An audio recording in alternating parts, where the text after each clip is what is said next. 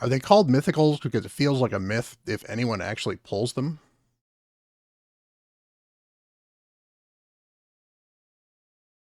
Hello, everyone. Broncatter here. We're having some fun talking Raid Shadow Legends, and it is shard pulling time for Primals. The portal is red. It is real. It is not a rash.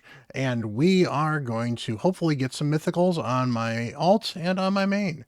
I don't have a lot of mythical shards here, or primal shards as they are, but I am excited to pull some of these. The 2x chance is the best time to do it. Just got to make sure. Yep, we have a whopping 1% chance of pulling a mythical. And of course, our mercy means that we have to pull at least 200 of them before we start getting a bonus. So I have not pulled 200 on both of my accounts combined, so I am nowhere near mercy. Let's get some Pepsi and let's get pulling.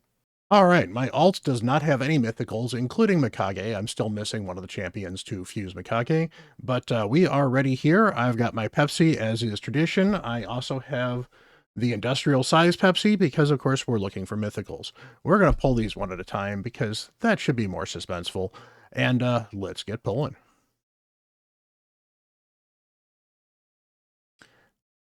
Rares, we really don't care. Honestly, I really wish these were a little rarer and you didn't get... Oh, that's a mythical! That's a mythical! And that's Mezimel, who is honestly one of the ones that really struggles. Mezimel's got a pretty cool kit. I was actually looking into her the other day. Mezimel's got a decreased defense. It's an okay A1. Mezimel's got Ignore Stone Skin, Strengthen, Ally Protection, and Shield, and blocks Revive. This is really cool. And honestly, this account, this will help because I don't have anybody on this account that can get through Stone Skin. The problem that Mezimel has is that this form, the damage multipliers just really aren't there. So she does okay damage, but not great damage. And so hopefully she'll get a bit of a buff and get those multipliers changed. But we also have increased attack, increased crit rate, and increased crit damage buff, which makes it easier to build her. And I think that's probably why her multipliers aren't so great. She can buff herself enough that people were worried, or not people, Polarium was probably worried that if they made her too good, you would struggle to actually control her. The problem is that the increased crit rate's only on this form, so if she moves the other form, you lose that increased crit rate, so you kind of need crit rate 100% all the time. But the crit damage and attack, definitely good. There's the transformation power, and heals this champion by 20% of the damage inflicted and revive on death every time they kill an enemy. So, single target damage dealer, but on a 4-turn bookable to 3-turn cooldown, can ignore Stone Skin and most other defensive protections, and can block revive. That's actually a pretty good champion. Let's go and take a look at the other form. We have, I'm super excited here. Attacks all enemies. Extra hit places True Fear. It places an extra hit on True Fear. Will not trigger counterattacks. That's also nice as well. Attacks all enemies 2 times. Places a True Fear. As block attack will not trigger counterattacks, will also ignore unkillable and block damage buffs, so that is good. So that's another way to ignore some of the unkillable stuff. That's good. Again, this should probably do a little bit more damage. The ignores resistance is kind of nice because it means you can build her with some more accuracy. The problem is, of course, if you're using an arena, this is a sheep fodder ability, but it's, we can work with that. Transforms into the base form, only has the 2 skills, and then increases this champion's attack and crit damage by 20% when in their alternate form. That's great, but again, as I mentioned before, crit rate isn't in here, so you have to build her with 100% crit rate no matter what. That said, this is great on this account. This account does not have anybody that ignores unkillable or does not have anybody that ignores stone skin. And that will make a huge difference on this account for progression in arena, and I probably can find some use for her in other places. So I'm actually super excited. This is my first mythical I've actually ever pulled from shards. I am super, super excited. This is awesome. And, we've got 10 more. I'm going to push my luck because this is the time to pull.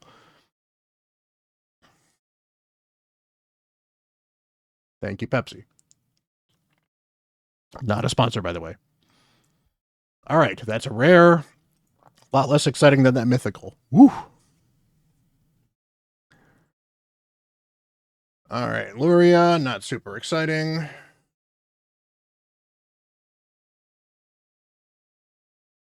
Husk is super exciting. Husk is actually a really good epic, so I will definitely empower him. He's got the max HP hit, and he's got the provoke on the A1.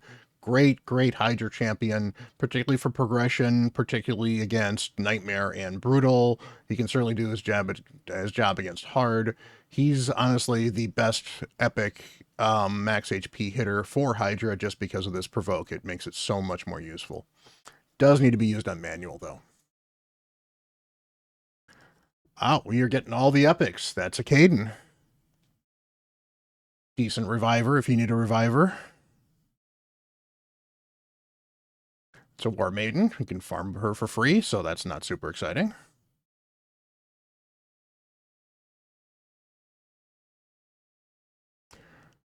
Not super exciting either. We want mythicals, maybe a legendary. But I cannot complain. I got my mythical. That is awesome. And that is a Candle Guard.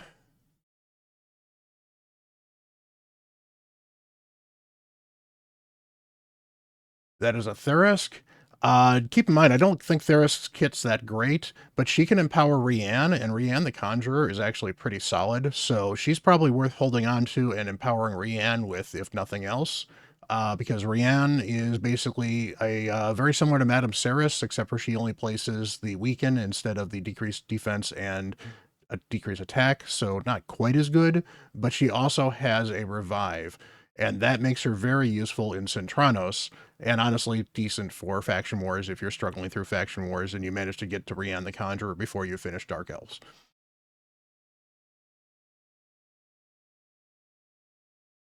Ooh, wow, wow. Androck the Glorious. This is wow, this is absolutely amazing. I am flabbergasted. This is awesome. Whew.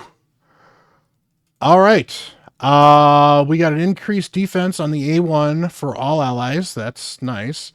Attacks all enemies, increases the duration of all ally buffs, also heals all allies by 4 for each heal or each debuff that has been duration increased. Very good as well. This can be used in a Wixwell team. This could be kind of fun for Clan Boss if you're making a Wixwell Clan Boss team.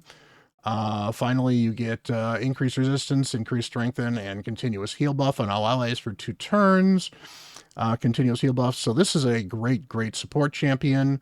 On top of that, increases champion's resistance to each buff or each ally. Critical hits increases by increased ally turns by 5% for I can't read that.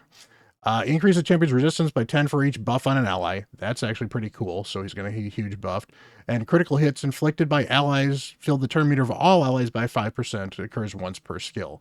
So that's basically every time somebody attacks, hopefully they're doing 5% if they're criticaling. That can be really good because if you've got 5 champions and all 5 are critting, that is 25% over the course of 5 champions. You go 6 with Hydra. That's really, really cool. And then, of course, we shift him. And so he puts the head down. He's got the lion mask on. He's got a decreased defense here. This is attacks all enemies, places decreased resistance, weaken, buff. If enemies have 50% or less, the enfeeble debuff cannot be removed.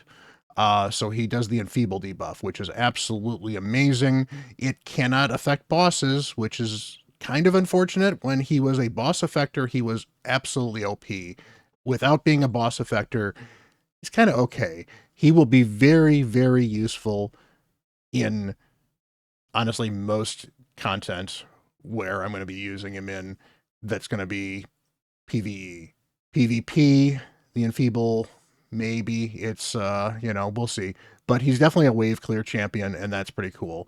And then removes all buffs from all enemies, deals pure damage for each enemy equal to 5% of their target XAP for each buff removed. This cannot be critical, and places block buffs on all enemies without buffs for 2 turns. This is great, except for the problem with this is that if you're using this in Hydra, you're generally going to have block buffs up anyway, which means you're not going to be removing buffs, which means this is actually going to do no damage. And that's really kind of a problem with this. What this probably needs is, unfortunately, he's one of the ones that needs a buff. Honestly, so does Mezamel. But he's going to need he really needs to do just straight max HP damage, and then this would be fine. And if they want to make it, he does additional damage based off of, he maybe he does max HP damage on this on a one hitter, and then does an additional damage based off of the damage removed. So you could certainly add a single max HP hit to this and still make this very, very good. Now, the hope is that this would be better than a normal max HP hit, because if you're removing 5 buffs, that's a huge amount of damage. But really, this just doesn't do as much as you'd like it to. Increases his accuracy by 10 for each buff on each enemy. That's certainly nice. Each critical hit inflicted by allies decreases the turn meter of all enemies by 5%. So, very, very good support champ. I think he'll be fun, and I'm going to have to figure out which of these two I'm going to build and book, or if I'm going to be booking either of them or both of them. But that is exciting. I've got 2 new champions to build. I think Mezamel's probably going to be more impactful in my account immediately, just because it's a little bit struggling with nukers, and finding a nuker that can hit through stone skin and do decent damage. I'll kind of play with her a bit, and you know what, maybe I'll do a guide on one or both of these champions sometime later on the channel. But this is super exciting. Pepsi has proven me well this time, so we're going to go now pull on the main. Hopefully the main can get some luck as well.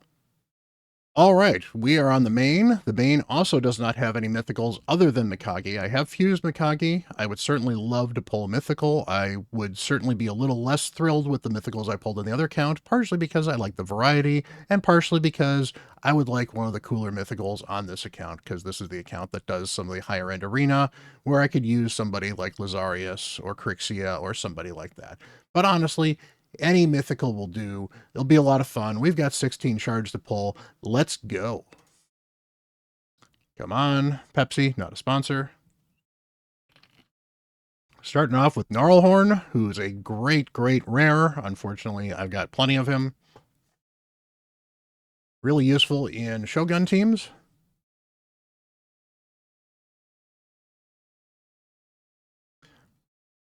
That's an epic.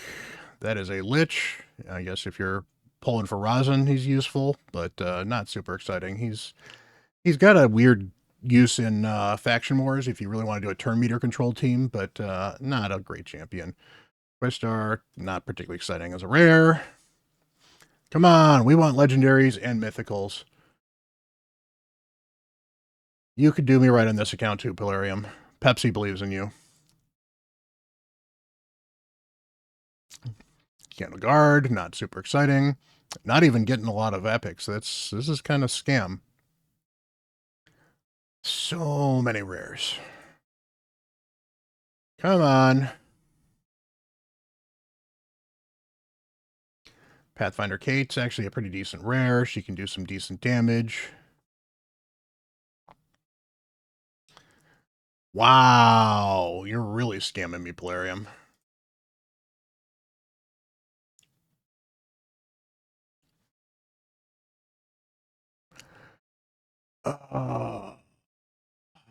Come on, Polarium. This is sad. Am I getting rare taxed on mythicals? This is why, again, I really think that these should be closer to sacred shards as far as the odds are concerned. Make them even twice as rare as they are right now. But if they were closer to sacred shards, they would feel better, just because you would have a better chance of pulling mythicals and legendaries. It would help increase the chance a bit, and pulling rares from these shards really feels bad. There's an epic. That's a deathless. That's not super exciting. Come on, Polarium. Wow. Apparently it is a 2x Candle Guard. Steel Skull, one of the original Clan Boss champions. Steel Skull used to be an amazing champion. Honestly, I still like him, even though his kit could be a little better. He's got poisons. This would be nice if it was better than 10%, though it books up to 35% chance. It's not super exciting. But the heal with a cleanse, this should really, oh, it is against a 3-turn cooldown, so it's not too bad, but it's a cleanse and a 40% heal. It's actually a decent single target heal. Obviously, there are better kits out there now, but for an epic, it's not bad, and the cleanse is actually really nice. And this here is also a 20% max HP and increased defense on a 4-turn cooldown. If this was on a 3-turn cooldown, he would be one of the better healers in the game in the epic level. He still is a good healer, and I still really like him in Faction Wars. So I cannot complain too much. And of course, you've got the defense in Faction Crypts by 27%, making him ultra useful as well for staying alive in Faction Wars. So is he a great champion anymore? No. Is he a fun champion to build? Yeah, I think he's actually pretty useful still. But that's an epic. That, on the other hand, is a ripper, is not an epic I think is worth doing much with. And finally, wow. And we get Elhain. Not a Supreme Elhain, not a Dark Elhain, just an Elhain. So clearly this was a tale of two pulls. My alt got amazingly lucky, and honestly, I am over the hill excited. I get to build one or maybe even two mythicals, and should be fun. I'll probably look into doing some guides on some of those for you guys that are kind of interested to see what those can do to a mid to end game account. My alt is certainly not an early game account, but it is definitely not a super end game account either, so should be kind of fun. Appreciate you guys hanging out. Hopefully you had some fun with me riding this wonderful roller coaster, and hopefully if you're pulling shards, you're getting some good luck as well. Grab a Pepsi if it helps, and if not, do whatever ritual works for you. And until the next time, I'm Broad Cat Herder.